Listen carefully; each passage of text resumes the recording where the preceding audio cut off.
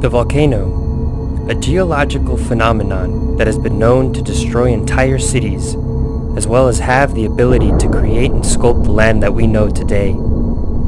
Their majestic wonder has mystified humans throughout the ages, and our interest in them has only grown. While their local geological impact is contained, their effect on the atmosphere and climate is often on a global scale. It is the goal of our scientists to obtain a deeper understanding of volcanic eruptions and their impact to the atmosphere. It is our goal to provide the tools necessary to attempt such a challenging task. We begin our journey by investigating how we can integrate the various data modalities that scientists use to study volcanic events, the air's track scans, MIPAS point measurements, and CLAMS trajectory data. All lie in the same geospatial and temporal reference frames, allowing us to correlate and display them in conjunction with one another. Users have the ability to view the data either on a 3D spherical model of the Earth or a 2D equal rectangular projection where latitude and longitude map to the X and Y coordinates of the image respectively. Data representation in the 3D spherical model provides a more realistic view with enhanced 3D structure, while the 2D equal rectangular projection delivers a better overall picture of the data distribution in the geospatial domain. The MIPAS detections are shown in 3D and are represented as point sprites. Different colors are assigned to each point sprite representing each type of detection. The CLAMS trajectories are shown as curves in 3D. The curve represents the estimated history of the MIPAS point location through time. The tail of the trajectory becomes transparent over time so that users can easily distinguish the front of the trajectory. Each curve can be multicolored, representing the scalar value at that particular point in time.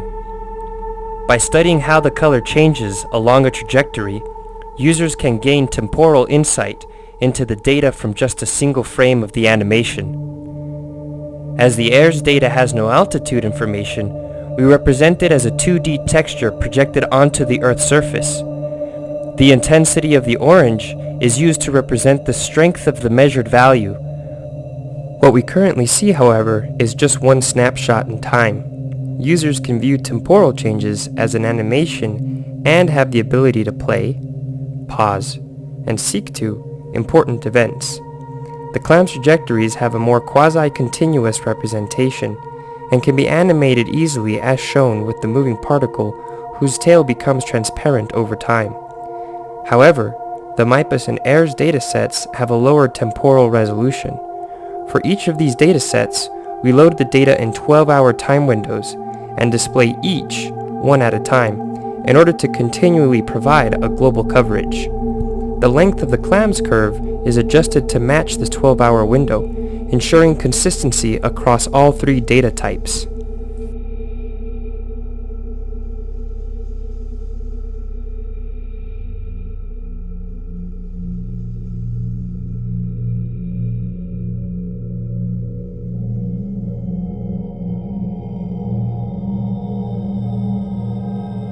The second task that we focus on is linking individual atmospheric measurements to specific eruption events. This is done by linking MIPAS detections to CLAMS trajectories and subsequently linking CLAMS trajectories to eruption events. Each CLAMS trajectory is uniquely seeded at a MIPAS point. In other words, the time and space coordinates of the seed position for every CLAMS curve matches a particular MIPAS detection. We utilize this correspondence to build a one-to-one mapping between each MIPAS point and CLAMS trajectory. This allows us to add a previous unavailable temporal domain to each MIPAS detection by tracing the point measurement both forwards and backwards along its associated CLAMS pathline.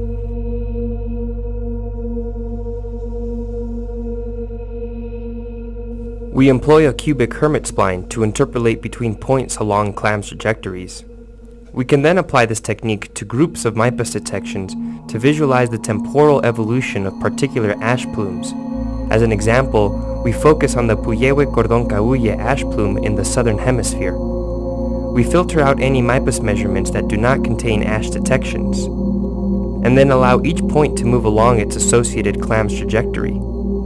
This allows users to visualize the evolution of specific eruption phenomena. In the southern hemisphere, it is easy to associate detections to a single eruption event. However, care must be taken to separate detections in the northern hemisphere from the Grímsvötn and Nabro eruptions.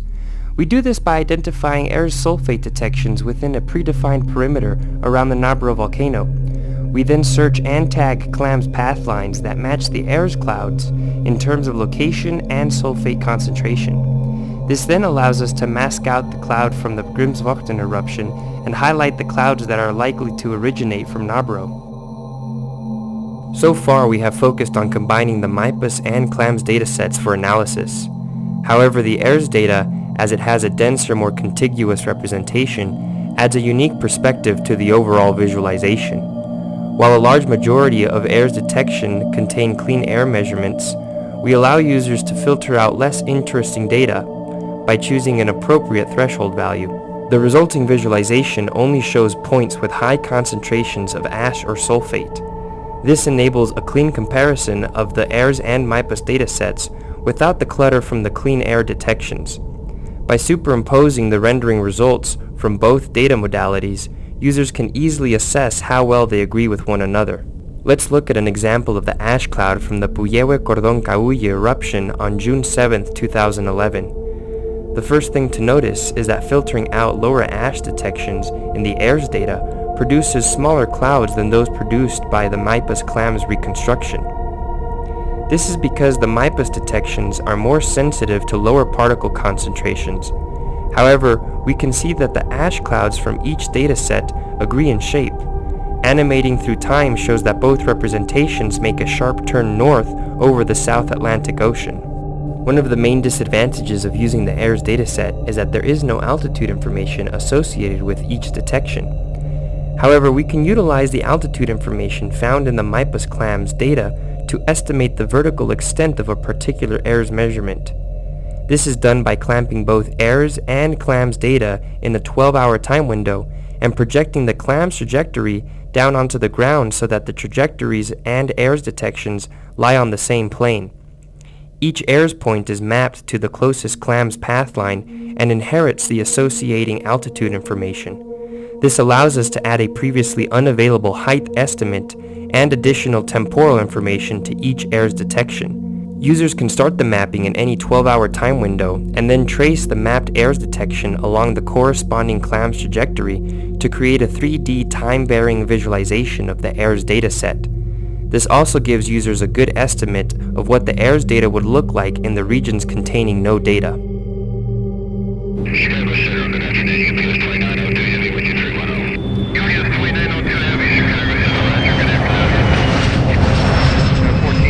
Taxi to the penalty box and hold. Your gate is occupied next to the 757. To visualize the impact of the volcanic eruption, we utilize a third-party dataset containing over 3 million historical flight schedules, as well as whether they were on time, delayed, or cancelled.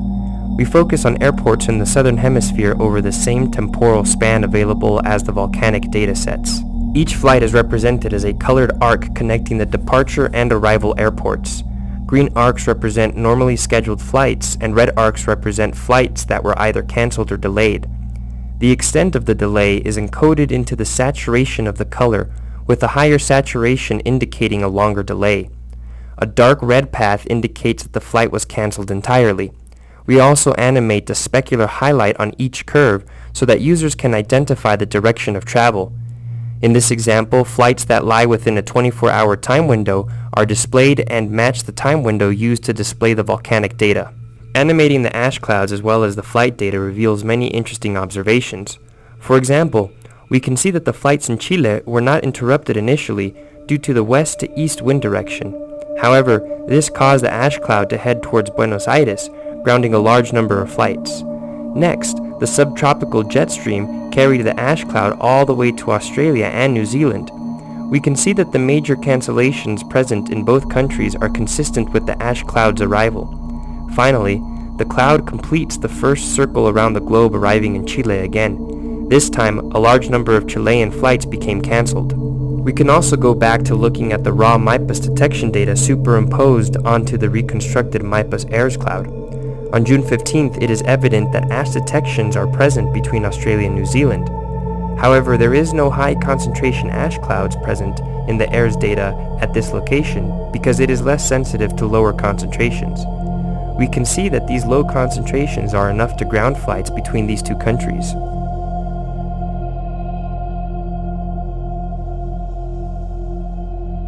Lastly, we study how sulfate aerosol from the Nabro eruption made its way into the stratosphere. We begin by rendering the tropopause altitude data as a terrain map, where the height of the terrain is proportional to the tropopause boundary. The color helps to identify altitude variations, with blue indicating a low altitude and yellow indicating a high altitude. We ensure the same height scaling as used in rendering the CLAMS MIPAS data to keep consistency when comparing the modalities. We show CLAMS MIPAS data in the same 3-hour time interval that exists in the tropopause data. Any trajectories or points that lie below the tropopause become occluded by the terrain, making it easy to identify where they first appear and cross this boundary.